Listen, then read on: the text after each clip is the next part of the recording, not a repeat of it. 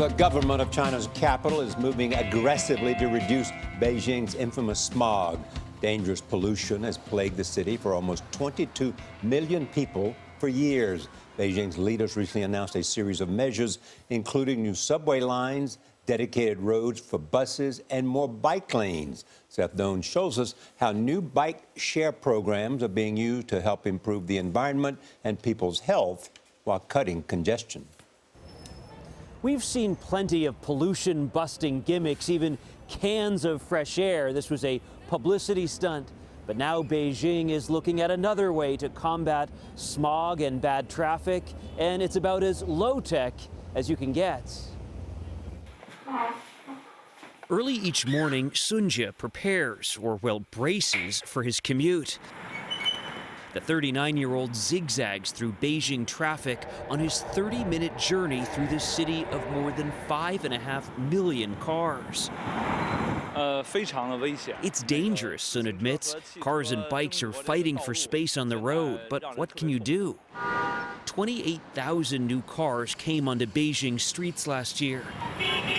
And to fight the ever-increasing smog and snarled traffic, city planners are looking to the past.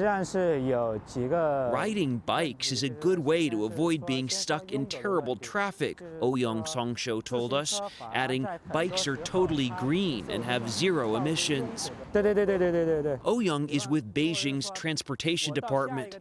Across the city, it has installed nearly 1,900 racks filled with rental bicycles. They're free for the first hour and less than $2 for a day. It seems like there's an awful long way to go before these bikes are really a way to cut down on pollution in any significant manner. It takes time, he acknowledged. We now have more than 500,000 users in Beijing, and we figure every new bike will attract 11 new users. Beijing plans to add 10,000 more bikes this year. There was a time, of course, when China was known as the kingdom of bicycles. In 1980, more than 60% of commuters rode bikes. By 2000, that number dropped to 38%. And by 2014, fewer than 12% of Chinese commuters rode bicycles. The Communist Party aims to get those numbers back up to 18% by 2020.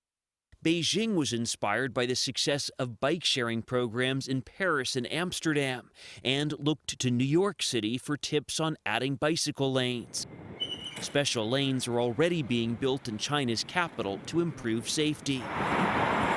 Sun Jia would welcome anything that would make his commute a tad less hair-raising. My fantasy is more bike riders will join me, he said, and fight for space on the road. Urban planners across China are looking at a number of ways to try to battle pollution. Here in Beijing, they're looking to develop a network of ventilation corridors which would beat smog by linking parks, rivers, and low-rise buildings to try to improve airflow. For CBS This Morning, I'm Seth Doane in Beijing.